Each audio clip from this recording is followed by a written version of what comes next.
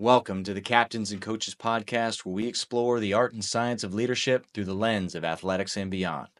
I'm your host, Tex McQuilkin, and today I'm stoked to bring you a conversation with someone who's not just a mentor and a friend for over a decade, but also a guy who taught me that leadership isn't about having all the answers. It's about asking better questions. Meet Coach Donnie Maib, author of The Secret Sauce of Leadership and the latest 2 Buckets of Leadership, both found on my bookshelf. Donnie's packed these books with decades of wisdom from his time as a Georgia Bulldog football player to coaching national champions at the University of Texas. He's distilled these into frameworks that actually make sense for the real world.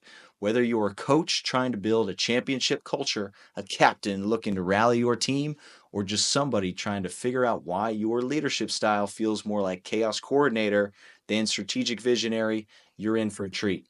Listen close for the principles that separate good leaders from great. Unpack his game-changing 2 Buckets framework and discover the secret sauce that makes it all work. This is leadership unplugged, unfiltered, and occasionally uncomfortable, just the way growth should be. With that, let's hand it off to Donnie. Ready, and break. Let's rock and roll right into it. We got the secret sauce of leadership and a new book, 2 Buckets of Leadership. Right. Donnie Maib, welcome to the show. Coach, thank you for having me, Tex. Yeah. Appreciate it. I'm excited. The secret sauce of leadership. This was my sauna book. As you can tell, it's got some wear and tear I in like there. it. That's where you got to do it. You got to go there and read it. You are in the thick of it. So I got some underlined quotes we're going to cover, but I really want to dive into the 2 buckets of leadership because the overarching idea, the theme of the gasoline and the water, that's just an awesome visual. Right. So, I mean, let's start with the visual, the 2 buckets of leadership. And we had a conversation earlier where this book branched off from the secret sauce. Mm-hmm. So what was the origin split? And you just had this grand idea that somebody thought, hey, this could make another book. The backstory on that, when I wrote the book, those books were actually, they weren't together perfect, obviously. It was one book. It was like 310 pages. It was a book on leadership. Submitted it to my editor. And as they started going through it, they just started looking at it and go, hey, this is a big book. It's 310 pages. The average nonfiction book is 200 pages or less. And of course, I didn't know any of this. And they go, we think you got 2 books here if you're up for it. You don't have to. We can do 1 book. So I actually took some time, went through the outline, and just started playing around with it, the material. And sure enough, came up with 2. And it kind of worked out nice that the 2 outlines just ended up being kind of about the same, 150 pages. Mm-hmm. And the secret sauce was a little bit easier because I already had a working title for that one. This one I did not at first. The second one, the 2 buckets. And so that was a little bit harder, the second book, to kind of organize once I kind of made the decision. So that's kind of how it happened. It started out as 1 book, but kind of divulged into 2. Mm-hmm. The secret sauce, more about your just personal, professional, little small things you can do to stand out as a leader, whereas the 2 buckets leans more into your style in art with leading like groups and teams, Mm-hmm. and more of a kind of a higher level as you kind of move up position. That's the natural progression as a professional, whether you're a coach or in the professional realm of business, because you have to take care of yourself, self-leadership, all the intangibles, and then now you get an opportunity to manage and lead others. Yeah, that is a natural progression. And again, it's there. You always got to work on both of them. But again, like you said, secret sauce, a little bit more kind of foundational. Mm-hmm. Sure. That's great. So in the 2 buckets, you lead off with the sigmoid curve, which I want to spend some time. I love that. Yeah. Because you handed off a book to me halftime. Yeah, Bob Buford. That the sigmoid curve was a big part of that as well. So then you're leading off the book with that. So explain to us this visual of the sigmoid curve. Yeah, it's simple, right? If you Google it, it pops up, I think, anywhere. And it's just this kind of premise of we all start out like in your career, usually in your early 20s. And I've got 4 daughters, and I've got 2 of them going through this right now. I had this conversation just a couple nights ago with one of them. You usually don't start off great. You're usually not doing what you always want to do. And like, man, this is what I've dreamt of doing. And being in the office or whatever it is, long hours, kind of low man on the totem pole. You start off, you kind of dip at first. And then Mm-hmm. as you start to kind of build your reputation and you learn some skills and credibility and you get promoted, then, mid to early 20s, you start to climb. You dip Mm-hmm. down at first, it kind of valleys out, and you start to turn that corner, and you start to climb from your probably late 20s. I think in the book he talks about it's probably mid to late 40s. You really start to kind of get near a peak, and then you could peak out anywhere in your Yeah. early to mid 50s, and then kind of plateau there, and then start to decline again. And so that's kind of what it is. And I wouldn't say it's a linear thing for everybody. Sometimes it's a little bit more up and down, Mm-hmm. but that's definitely a model that you see in a lot of people's careers. It's pretty clear. Yeah. And some people, I mean, they reach that peak and they're not willing to take on a new task, learn a No, new skill. no, and I think for me, the critical piece of the sigmoid curve, which Bob talks about in the book, The Halftime, the first sigmoid curve is all about your success. It's all about you, Mm-hmm. and you see this in coaching. You see it in coaching a lot. Where coaches that get older and they don't know what to do next.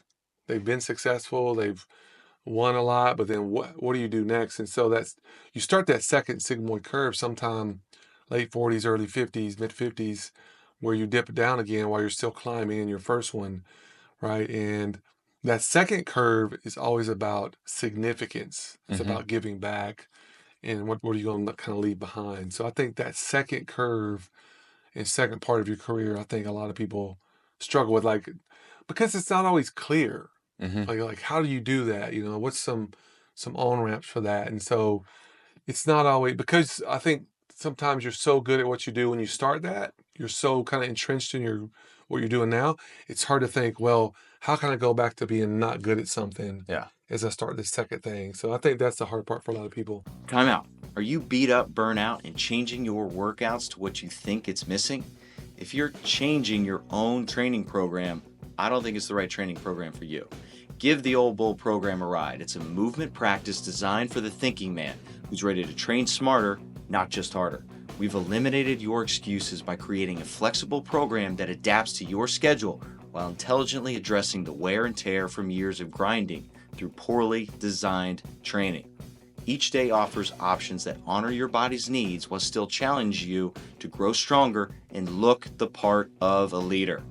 Our programming systematically rebuilds your foundation, healing those beaten up shoulders, cranky hips, and stiff back that's holding you back. Join a community of lifelong athletes who've learned that sustainable progress comes through intelligent training. The Old Bull program, wisdom through movement. Click the link in the show notes for a 7-day free trial. Now, let's get back to the show. Ready, and ready. In the book, you paint that picture of small wins, small beginnings, to Mhm. then, I mean, revigorate and empower them as you learn a new skill. Mhm. You're gonna suck until you don't. Yeah, it's kind of like, years ago I took martial arts, and it stinks to go back to being a white belt, Mm-hmm. or a yellow belt. That's kind of in the belt, if you know a belt system. Black belt's like the top belt uh, traditionally, but a white and a yellow belt, like, you don't know anything. You kind of get pushed around a little bit.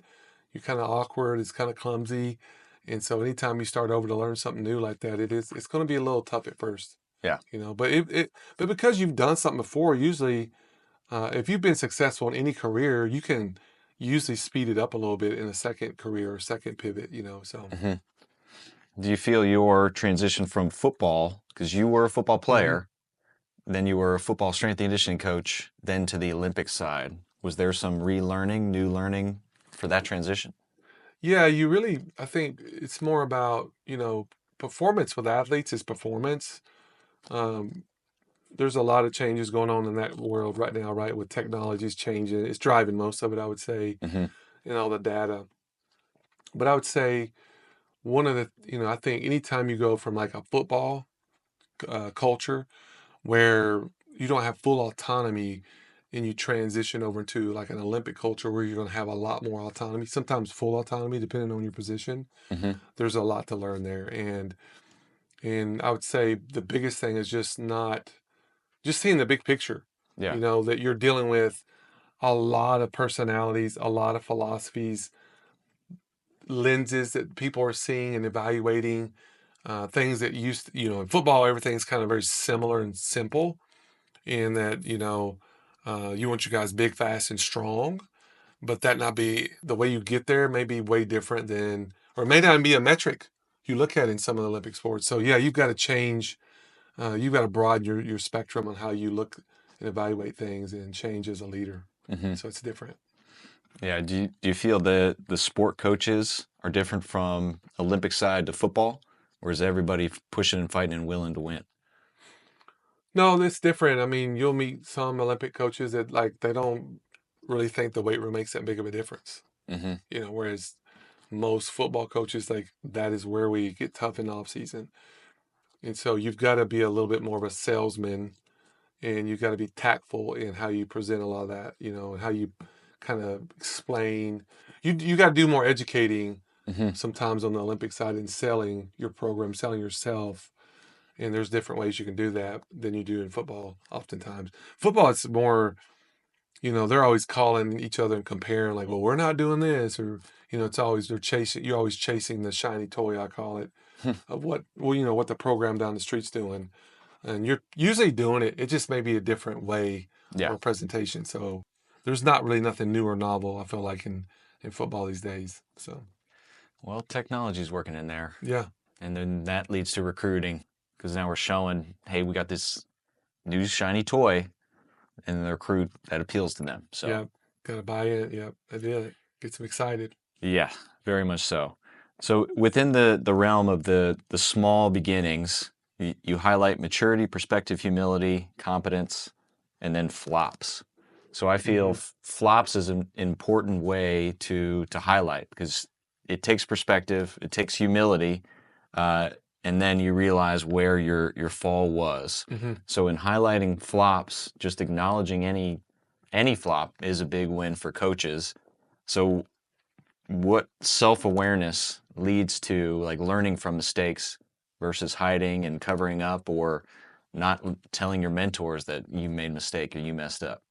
Yeah, that's good. I think when you start looking at failures, and this is, again, I'm talking about myself in this equation here. There's a book called The Art of Leadership and Self-Deception, and it's a good read. It's simple, but I think when you start talking about mistakes and self-awareness, oftentimes the crazy thing about pride and arrogance, and when you start looking at that, the number one thing pride will do, it kind of deceives you into making you think and making you believe you're really better than you are. Again, you can be really good at what you do, but if you start to take yourself way too serious and you overestimate the value of your own importance, then your ego becomes really big. Now, let me be clear. There's nothing wrong with having an ego. I have an ego. Everybody has an ego, but I always say you got to keep it on a leash.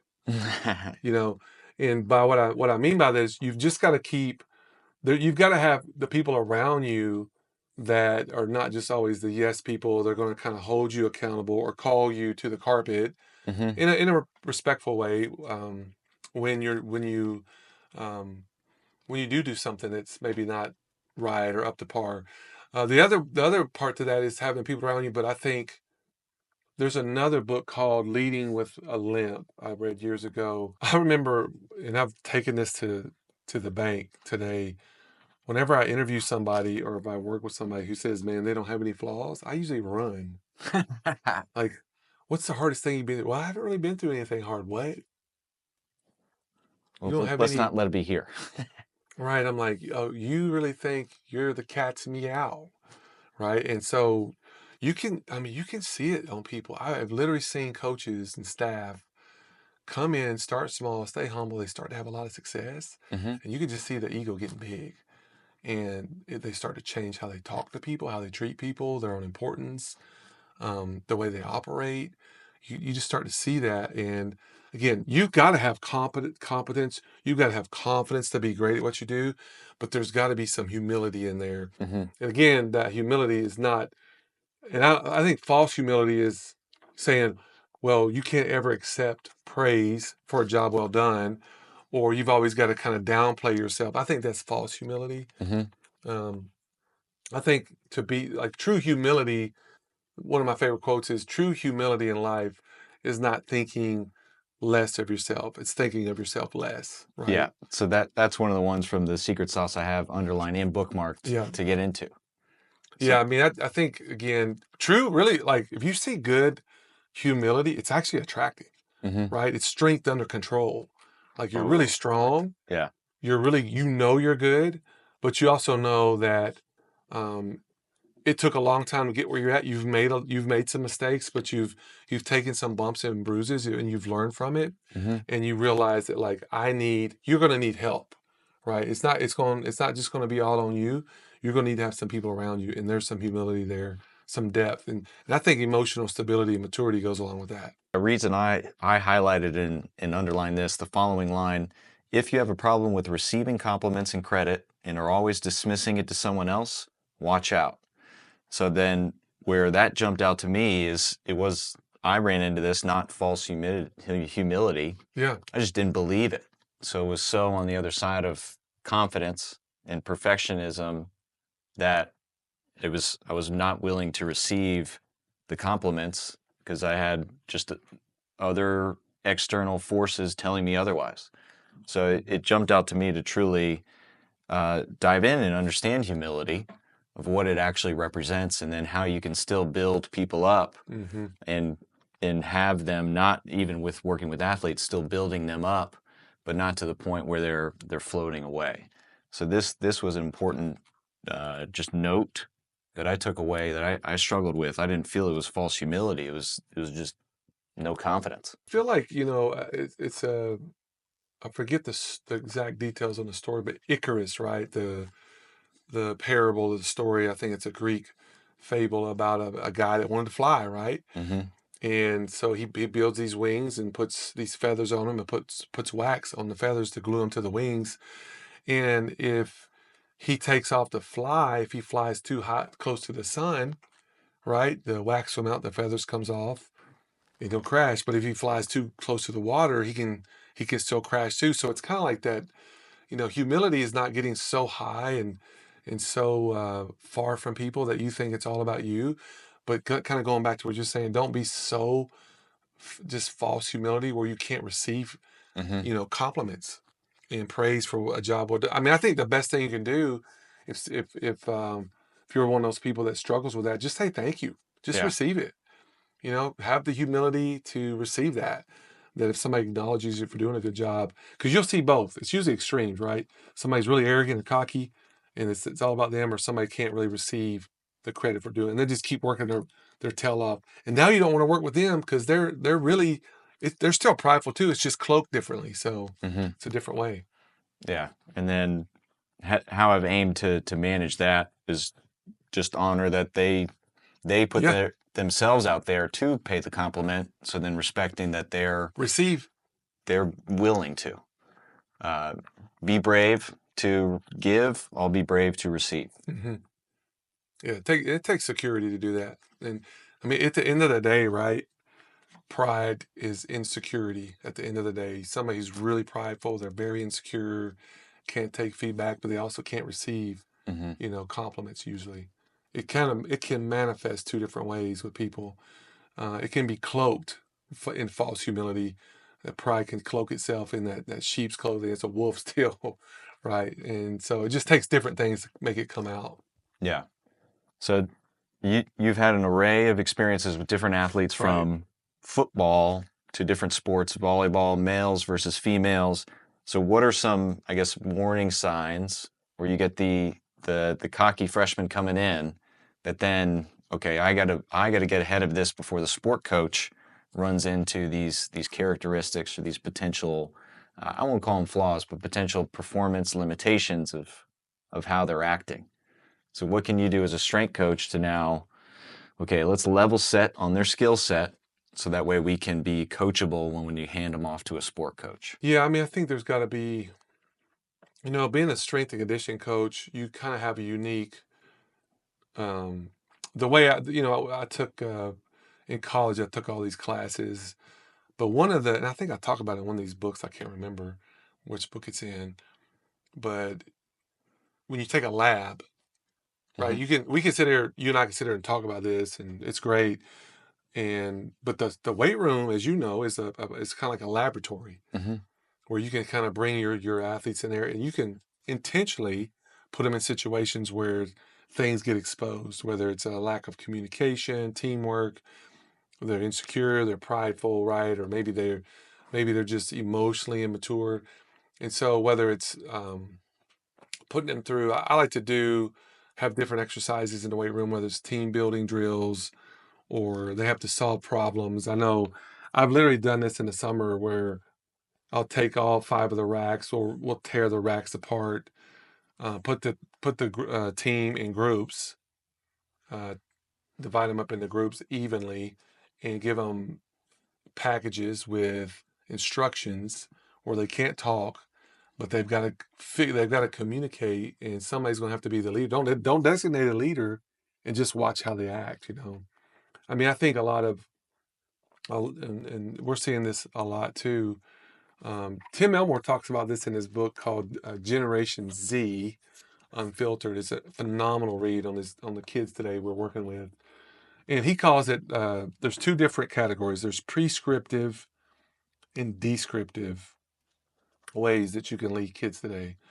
Right? Prescriptive is the way most parents deal with their kids and coaches. You see it in coaching too. Mm-hmm. They'll literally list out everything they want them to do from A to Z. Yeah. Get up at this time, fix your this, do this, get your bag packed. And I've seen coaches do that. They'll create a list of to do, Mm-hmm. and they'll hold them to that. Like, have you done A, B, and C? And they'll remind them, hey, tomorrow, be sure you do these 5 things before you get to campus. They'll remind them of that. Mm-hmm. Versus descriptive is like, hey, this rack is out of order. Fix it. What do we do first? Talk to your teammates. Look at the rack. I don't know. You tell me I'm not going to give you a list Mm-hmm. of things. I'm going to give you a problem.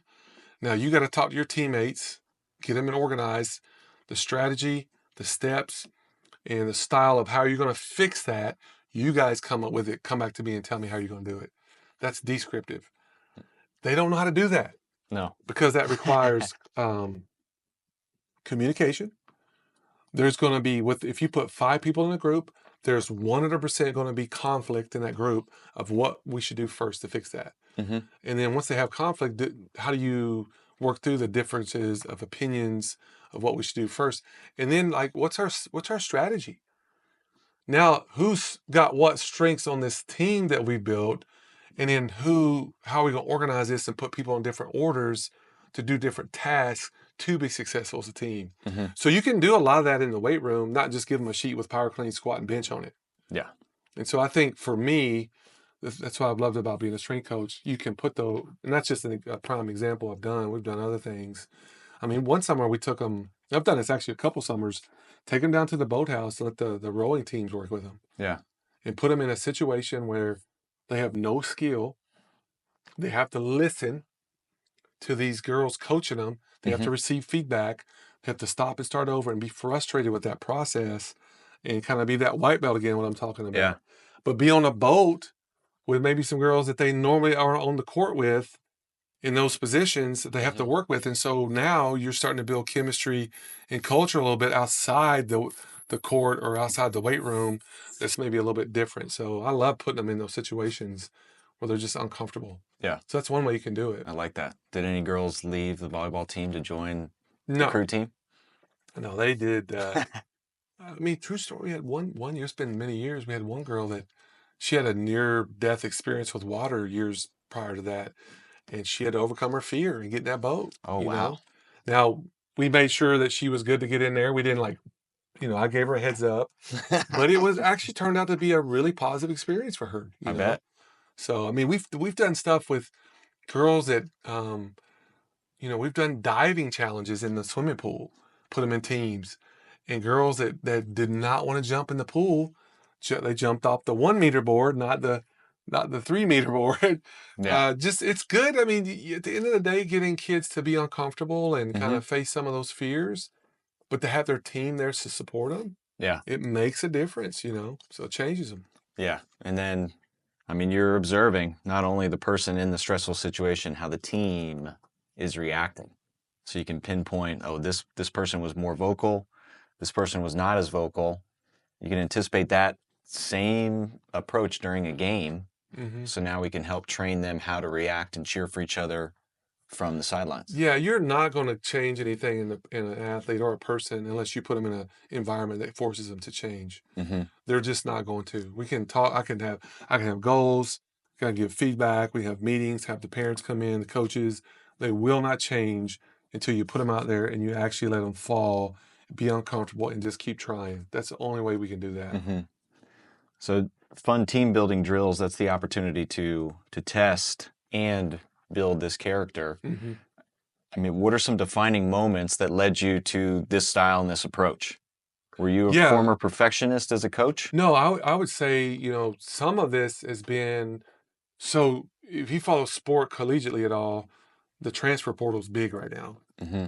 right? And so now you're starting to we'll get kids, I've had recently a couple kids that we've only had for like 4 or 5 months. Some of them you only have them for less than a year, some of them 2 years. And so they're coming in already physically pretty developed, Mm-hmm. but they're lacking this culture piece for our team. Mm-hmm. And so you've got to start, just like you would prioritize, like, and I think we were sitting in a meeting, it was a couple years ago, maybe it's been 2 or 3 actually now. We were sitting in a meeting with an NBA team, right? I don't want to say the name of the team. And they've actually got metrics, just like we got metrics for sprinting and jumping and body comp. Mm-hmm. They've got metrics for like locker room culture, how they influence and lead on court, lifestyle, character flaws.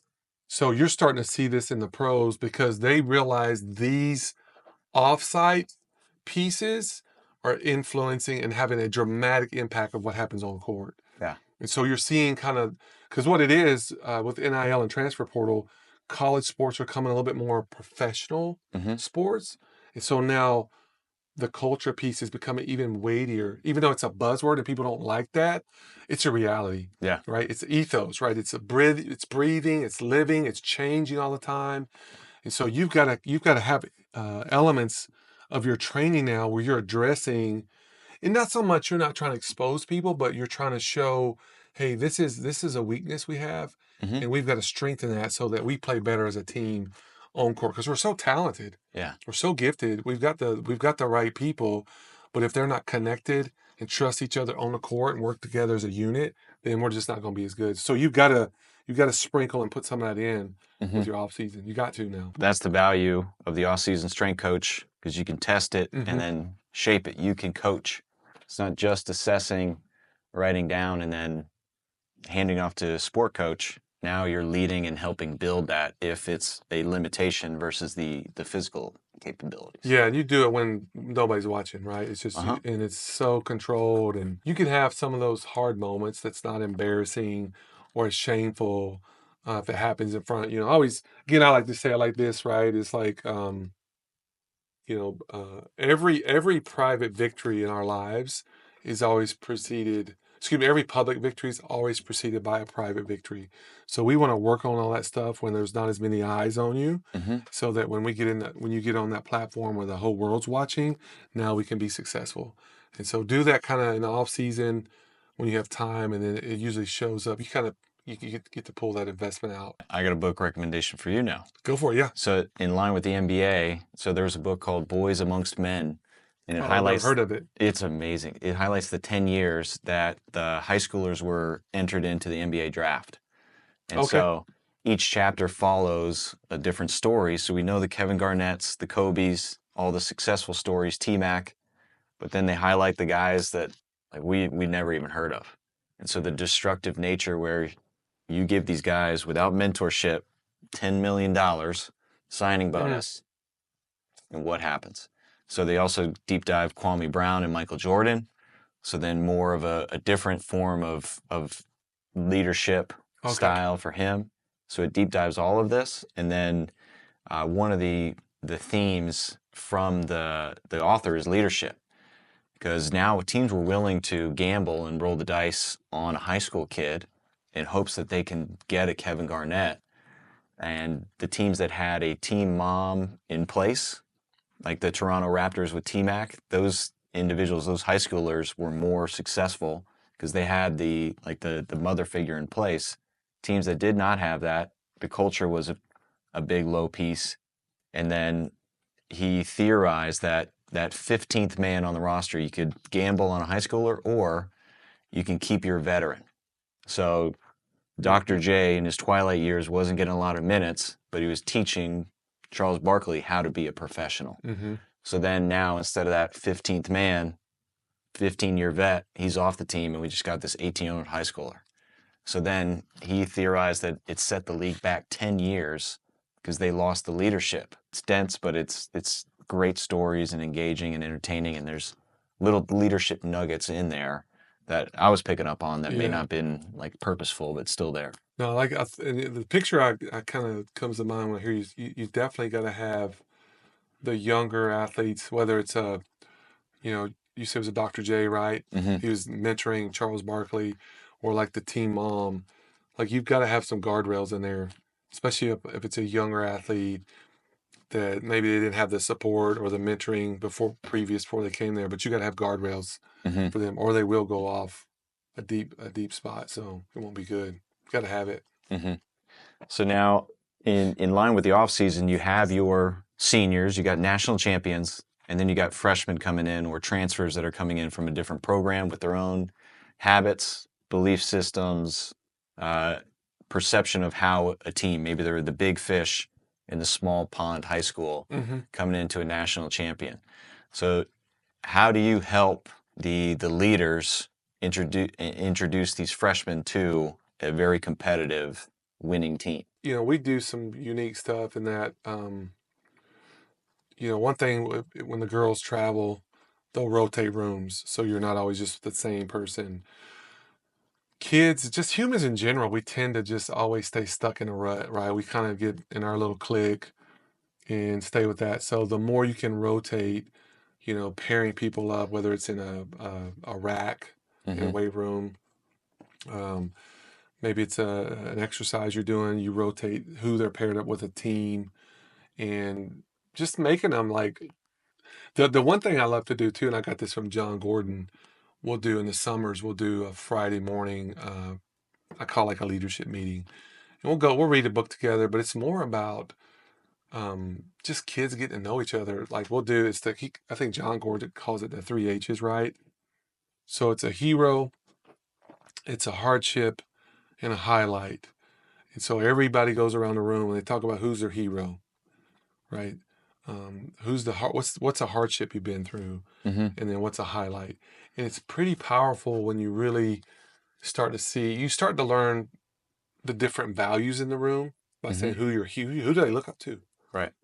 but then you also learn what they're struggling with a lot of times with a hardship, and what you end up see people when you start being vulnerable, that allows a bonding process to start to take place, because now kids know what they're struggling with, and then how they can relate, what brings them together, right? And then a highlight of like, what's a proud moment in their life that you can honor somebody and respect and look up to them a little bit differently. And so there's not a time we haven't done that in the summer, and we'll do something different every Friday. I know one year we had so many transfers come in. Again, it wasn't like the whole team, but we had more than normal. That I looked across the room and I noticed that a lot of the kids in the room didn't know what it meant to be a Texas volleyball player. So I reached out to a lot of our alumni, and we would I call it like a legacy Friday, where we'd have one or two of the girls on a Zoom, and they would just talk. I'd just take them through an interview, kind of what we're doing now. Hey, what does it mean to you to be a Texas volleyball player? What lessons did you learn? What did you wish you could tell yourself when you were sitting in the seat? A lot of these girls are now. What is your biggest hope and aspiration for these kids that are coming in now that's never been here? And just let the alumni talk and speak, not from me. And it's just cool to hear those stories. And I got that from, I forget the name of the book, Coach, but he was, and I can give it to you later, but it was in a book talking about the All Blacks when they, when they went through, there was a time there they went through a really low uh, point of that club from New Zealand of just bad, just not successful. What they found out was they had stopped telling the story of the All Blacks to the team, the guys they were bringing up in the club at the time. So they had to go back and start retelling those stories of success and connecting the past with the future. Of course, some of it was culture. They had to get some of the. Was it Culture Code, the book? No, by it chance? wasn't. I don't think it was that. I think it was a different book, but I've read that one too. But they had stopped telling that story of the All Blacks, of what made them successful in the past. They had to bring that into the present to the guys that were on the team. It helped kind of connect that bridge, and they started winning again. And we all of us are tied to a culture though that we can't forget. Especially if you've had any success. And I think a lot of teams can do that. You get so successful, you start drifting away, and you forget kind of what kept you there. Some of those almost like they're just like the not heroes, but just some of the the athletes have just had so much success. Well, I mean we had 2 or 3 girls. We got a pro volleyball team in Austin now, and a lot of those girls that have been successful are coming back. When I introduce them, like, here's the foundation.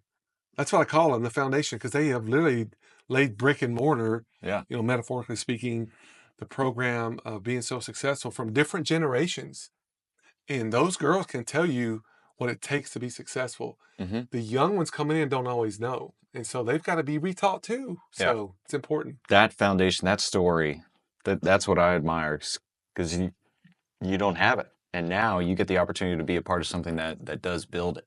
And sometimes maybe you're 1, 2, 3 years with the team, you don't quite make it, but you were an important person laying the bricks and the foundation for the future success. Yeah, it's different if you come into a program that's successful versus building one. That's a way different experience. Yeah. It's different to be handed something to you right now. You've got to protect and defend that versus building it. Yeah. That's different. It's just 2 different approaches. My mindset it like this is a case study, or this is a sports movie. So now we are a part of something that's the big turnaround that they're going to tell about us someday. So aiming to frame it that way. Depending on the age of the kid. High schoolers don't care about case studies, but I do. So it's an interesting perspective of building that. And I like the hardship component, because now it's building empathy. I'm gaining sympathy, empathy, and I can feel how or why you're reacting one way if I know where you're coming from.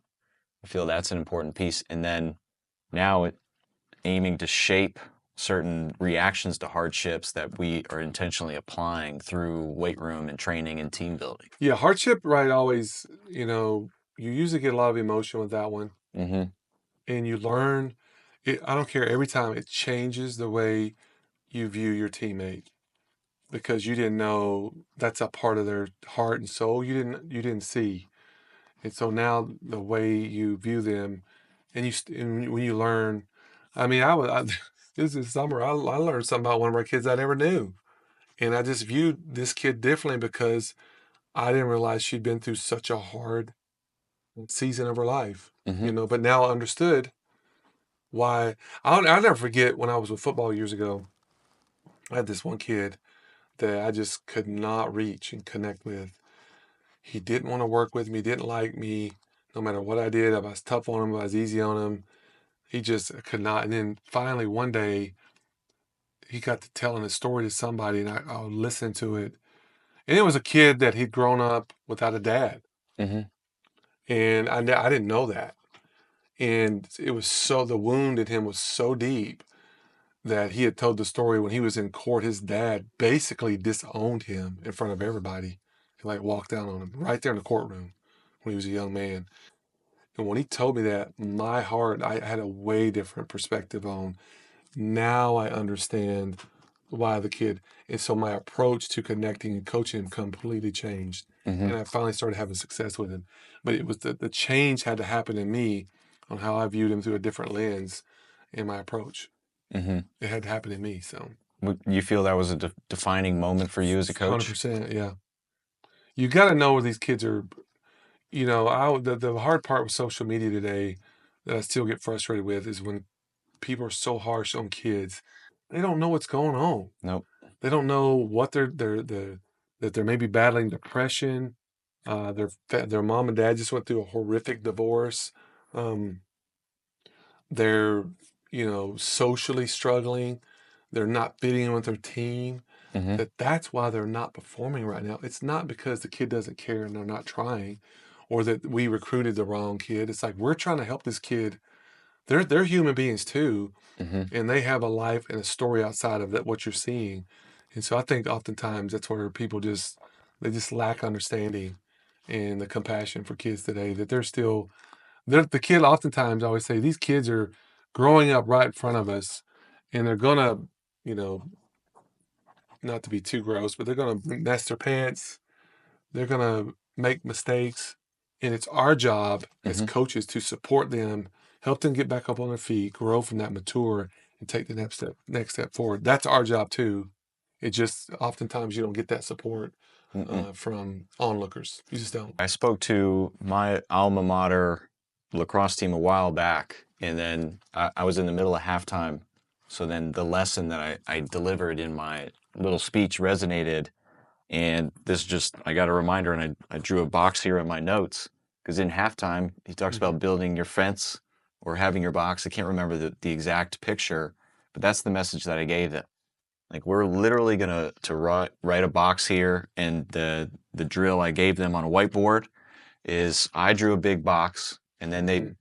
every problem, everything annoying, and I mean, they put it all outside the fence, and then I had them write another teammate's name inside the fence, and just painted that picture of everything outside of this fence. It doesn't matter. Like, we have each other, and this was spring break, and it was going to be a turning moment for the team because we still had time left to make some playoff runs. So that was the picture that I helped them realize. Like, Twitter, whatever, doesn't matter. Like, it matters everyone in this room right now. So Mm-hmm. that yeah, I remember that from halftime, and then rolled that into just helping give the kids a opportunity to realize, like, it doesn't matter. Like, what matters here is in our room with our guys. Yeah, again, that doesn't happen quick. No. It takes time in space, so you gotta be patient. Mm-hmm. Yeah, I've been spending a lot of time with youth development, and then learning the social emotional path and growth of kids Mm-hmm. from walking to middle school age, and that opened a lot of just perspective for me, and I reflected on moments in my coaching career where I had conflict with kids, and uh, I had college kids showing up to practice drunk when I was a sport coach. So then I would butt heads and blame them, but then not realizing, like, okay, well, why are they doing that? So I was blaming and labeling them, Mm-hmm. but then within the social, emotional learning and development of kids, now I'm seeing, like, when you are learning responsible decision making, when you start to integrate team games and drills in PE class in elementary school. So all these different conflicts that could potentially come up from home that then blocks them from learning Mm-hmm. these tools and tricks from the school system or from athletics at that young age. So now it's certainly a turn of the page for me as a coach. Like, when there are behavioral problems, like, investigate versus fearing for the team being negatively affected. Let's go find out what's going on from their perspective, Mm-hmm. and not just labeling them from a bad decision. Yeah, I mean, I think to your point, I think kids. I wouldn't say. I'd say there's definitely, depending on the kid and how they were raised, they may not have a lot of like really good self-awareness. Mm-hmm. Um, I mean, some of our biggest problems we've had is kids coming in, they don't realize how they're coming off to people. Um, Again, some of that could be from selfishness, some of it could be from, a tough childhood being grown. Um, And then sometimes it's been enabled in them that it's so entrenched. So to your point, there's a process there of feedback and coaching and working with kids that, especially if it's not there or if it's not very strong, it's going to take some time to develop that in them, not always easy. No. Can be messy. Yeah. So that's why the off season is so valuable. So they can, in a controlled environment before the stress of practice that then affects game time. Now we can learn all these lessons and tools and aim to work on some tact, feedback, and communication. I do like the weight room. Like for the weight room, you said take apart the whole rig or just take the stuff off of it. Yeah, they come in there all the time. We have 5 racks in our room, so just take all of those racks, take all the weights off, chains, the J hooks, everything, the bench, just put them in this chaotic, just a mess, and just see if they even pay attention to where stuff goes when they come. I mean, you find out like who's just checking the box, or who actually knows where, who's being aware of their surroundings. And yeah, it's an interesting, actually one of the kids we had who was really poor communication, it really showed up. It really, I mean, it was glaring showed up, especially when, nobody could talk. And what I mean by communication is not just verbal. I mean, most of your communication is like body language and so communication oftentimes is, do you have trust and connection with a teammate? Not with your mouth, just relationally. And so if you're not relationally connected to a team, it will show up if you get put in charge of one of those really fast because you got no connection with them.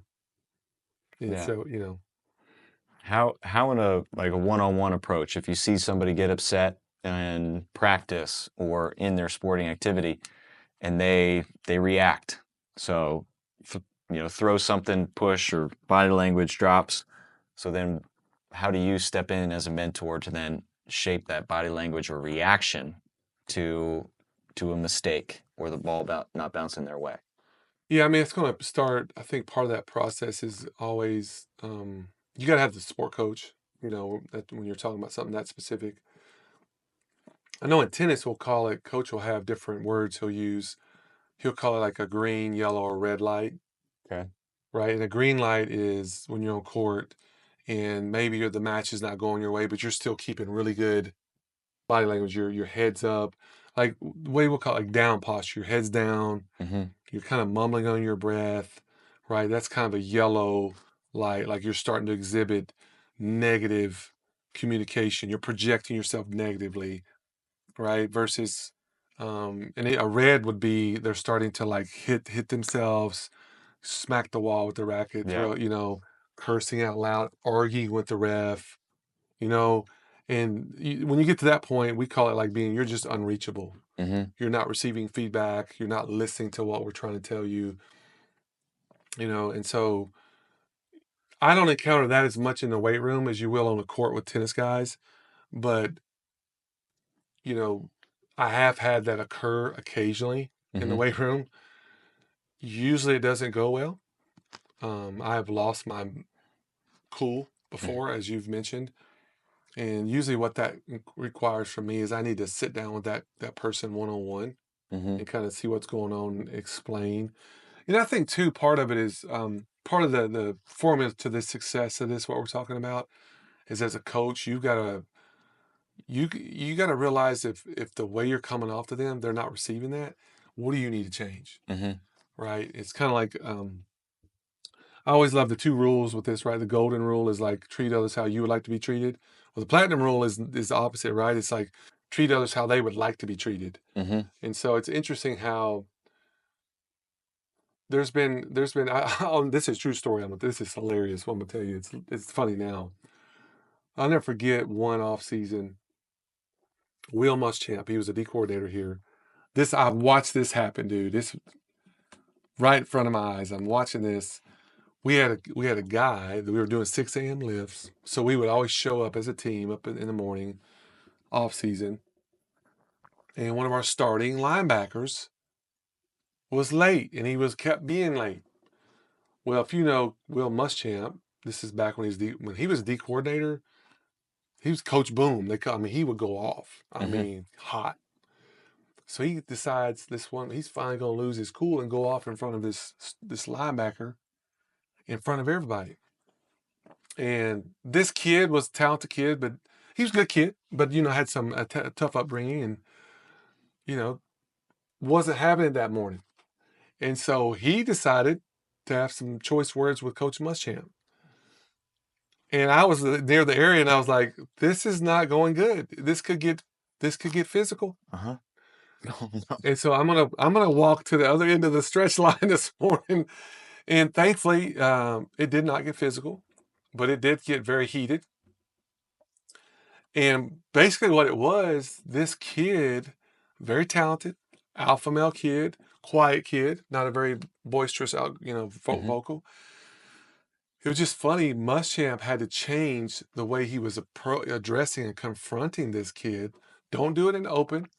He was cool with it, but that needed to happen more privately if he was upset with him.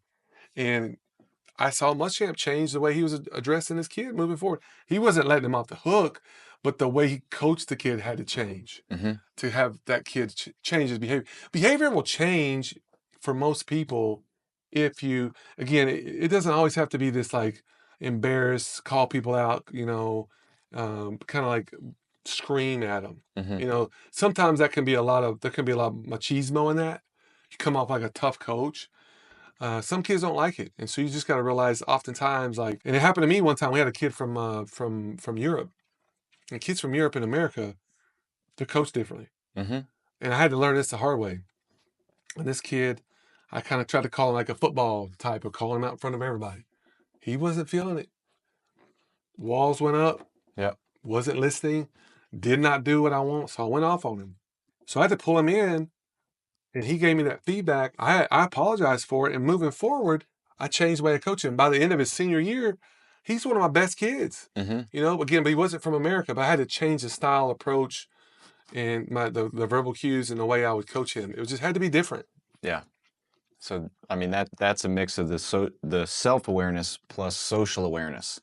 Your ability to read if the message you're sending is their body language, it's elevating, it's pushing, it's motivating, or we're taking away for what we're aiming to accomplish. Yeah, and I think your original question to how you help kids kind of get out of their own way with their body language and stuff, you're going to have conflicts with kids. It's going to, and part of that process of helping them grow and learn is learning what's the best way to coach them. And so sometimes you got to make mistakes with them, but you got to own that mistake as a coach, ask them what they like, have that conflict, move forward, give them that feedback, give them that awareness, and it helps them grow, helps you grow too. And that's how the relationship develops. And you can improve their coaching capacity because they may have their preferred learning style, but guess what? I mean, during a game or competition, it's going to be flying fast. There's feedback, nonverbal, verbal. So we can help increase your coaching envelope if you're willing to receive information different ways. There is your preferred style, and then some. By the time they're a senior, they're going to experience, the whole gambit of coaching experiences, whether we're breaking one off or building them up. So now it's preparing them. I feel that coaches, especially at the high school level, you're the last line of defense for a lot of this stuff before they enter in the real world where professors don't care, your bosses don't care. So now it's an opportunity to learn how you like to receive feedback and expose yourself to different forms, so that way when you do experience that in the workforce, you don't lose your cool or lose your job. It's funny, I'm going, have you read the book yet, The Anxious Generation? Have you read that? Nope. I just started it. I'm just kind of getting into it, but this thought right here will kind of I got a couple thoughts to kind of what you're saying when we're talking about coaching kids today, right? There was a time where the like button, the heart button, and the comment section, he talks about in the book, when all that started kind of being added to social media, the anxiety in kids went through the roof. Now, right? That's why he calls it the anxious generation. Parents are overprotecting their kids in life but they're underprotecting them on social media. Oh, yeah. And so now, coaching, like we're talking about here, it's about setting the bar of expectation, pushing these kids to be better than. So part of pushing somebody to be great is you're going to have to get on them and give them feedback. Mm-hmm. But if all you've ever received is hearts and likes and positive comments, and now all of a sudden this coach has got these comments at me that's not what perceived as positive, Mm-hmm. it's constructive feedback, you're going to get some sensitive kids Mm-hmm. that are not going to like it. And there's going to be conflict, and you have to work. And it may take time to kind of get them, I wouldn't say used to, but just having a coaching culture where you're pushing them to be the best. It's not always going to be, exciting and fun times in here. We're going to be getting on your butt, and we're going to ask you to change some things. Yeah. And so I think that's interesting and I think Carol Dweck talks about it in that book Mindset, about Mm-hmm. this kind of fixed our growth mindset, where these kids praising kids all the time, telling them they're great, never giving them constructive feedback actually sets them up for lack of growth. Mm-hmm. They're not going to grow now versus letting them fail, make mistakes, and get up, learn from that, get feedback, and get stronger. So that's just the generation it's just a different generation we're dealing with today. Mm-hmm. It's different. So you got to coach them differently. What was your first year coaching? 1994. 1994. 31 years ago, yeah.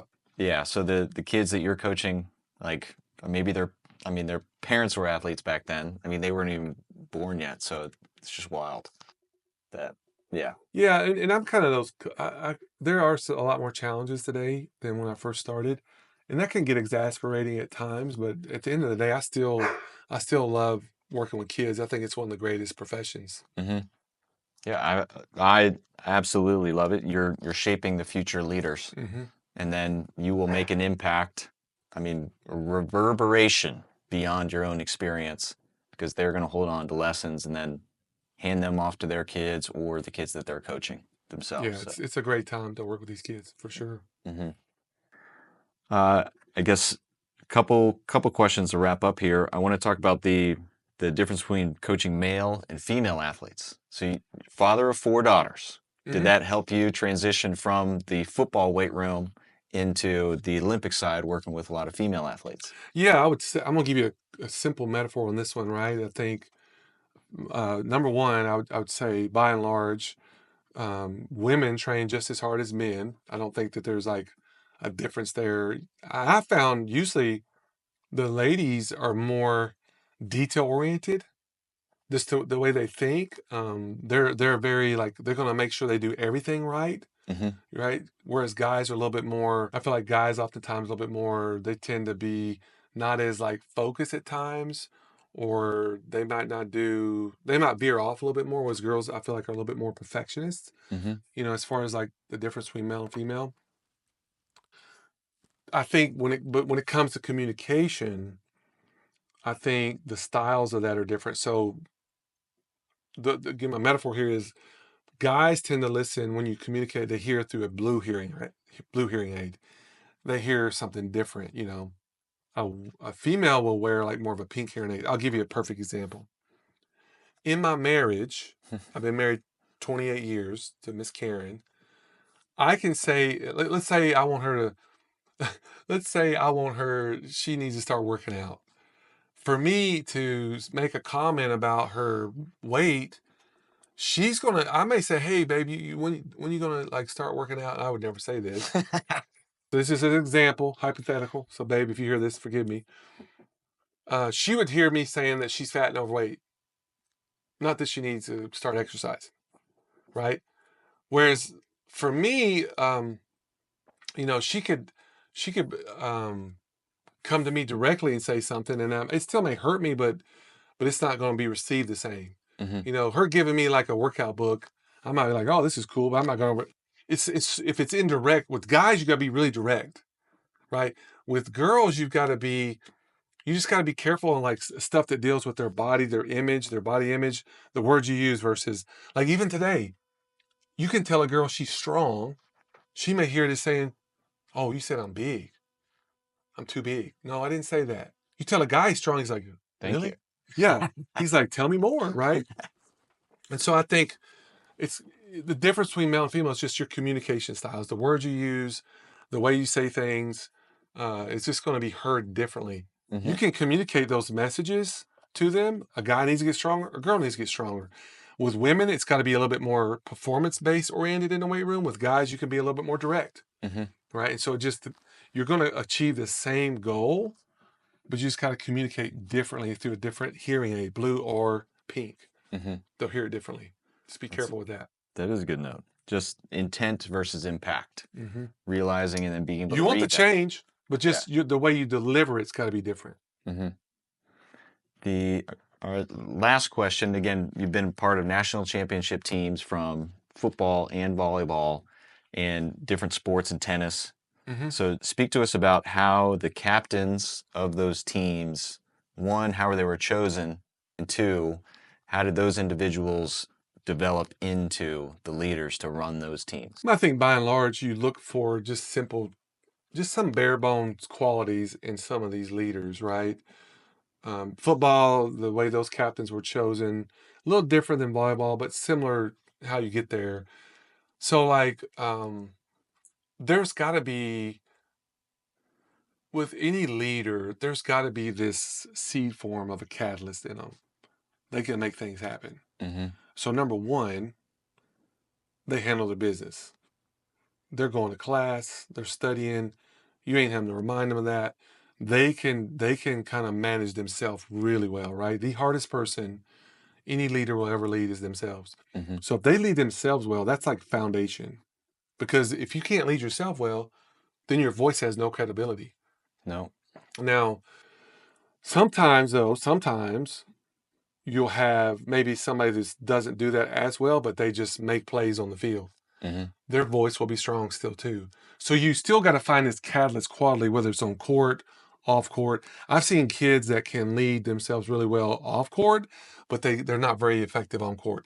They're not going to have a strong voice. So you can't just look for it in one area. It's kind of got to be in both. So you look for that.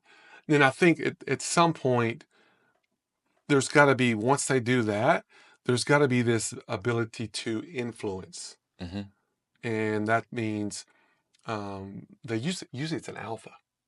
They have a strong personality. They have a very strong voice. They're opinionated. They're not afraid, and they have this ability to them, this courage to be disliked. They're okay with it. And they typically, they want to win. They want the team to win. It's not about feelings. It's not about, I'm not trying to be offensive to you, but we've got to find a way to win and compete. And so you've got to have this foundation of leading yourself well, this ability to relate and care about and connect with a team and have influence. There's different ways they do that. And then there's got to be this kind of thick skin at some point where they're okay if everybody doesn't like them, because that we want to win. And it's more about achieving that goal and being on a mission than it is of just worried about what everybody thinks about it, if everybody likes them. Yeah. You've got to have those qualities in those leaders. That is a tough lesson to learn. And then from my experience, you realize down the road, maybe at this moment in time, you don't agree with me or you don't like me, but years down the road, they realize that you were correct, or the actions were taken were for the team and it was better. We just had a conflict of moment at this time. So yeah, because when you look for leaders too, you want them to lead the team. If your coaches are leading the team, it's usually not a good sign. You want those captains that can. And again, we've had teams years. I would say by and large the most successful seasons we've ever had, no matter what sport, it's because we've had really good leadership. The coaches have had to come in and kind of direct and guide a little bit, but those captains lead the team to success. They're setting the tone. They're holding people accountable. I've seen girls pull up the team in practice and get on them and rip them for not what everybody's not doing what they're supposed to do, not the coach. Yep. Those teams have been awesome. You don't want those years to end. You don't want those girls to graduate, man. It is so fun because they're driving the bus. The coaches we're on there with them, but they're leading and driving the bus. You can feel it. It's in the gym. It's in the weight room. It's not perfect. It's not a perfect team, but they are leading that team, and we win a lot of matches.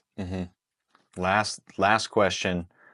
So there's so much work that build up to a season.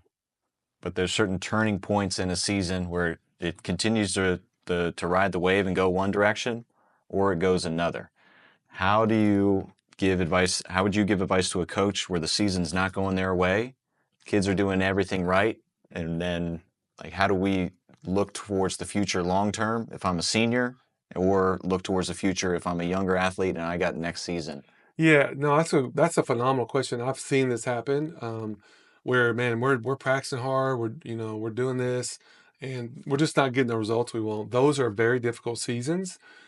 That's going to come from the head coach and the staff around that team. Like, hey, we're doing it right.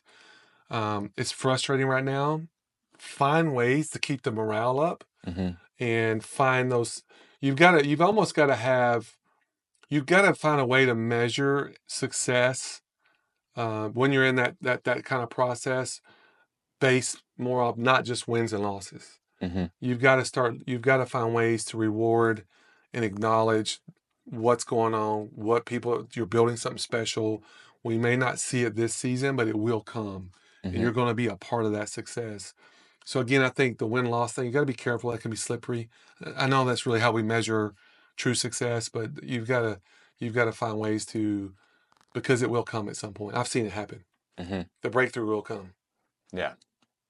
And there's lots of valuable tools Yes, from sir. our books here that you can pull in when facing those seasons. So I got to say thank you, man. You took a chance on me 2013.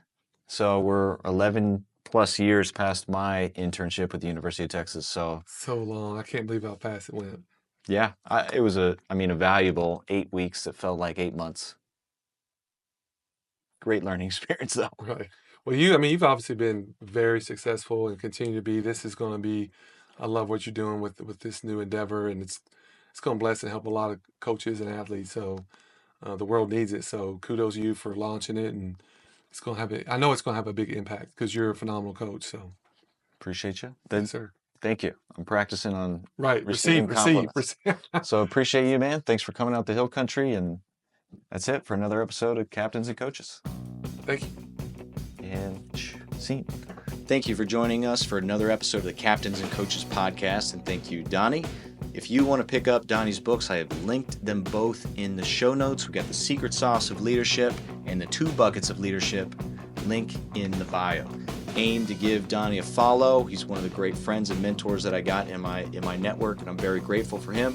If you like this show, be sure to subscribe, like, give us a rating and review, and tune in every Wednesday for a new episode. We'll see you next time.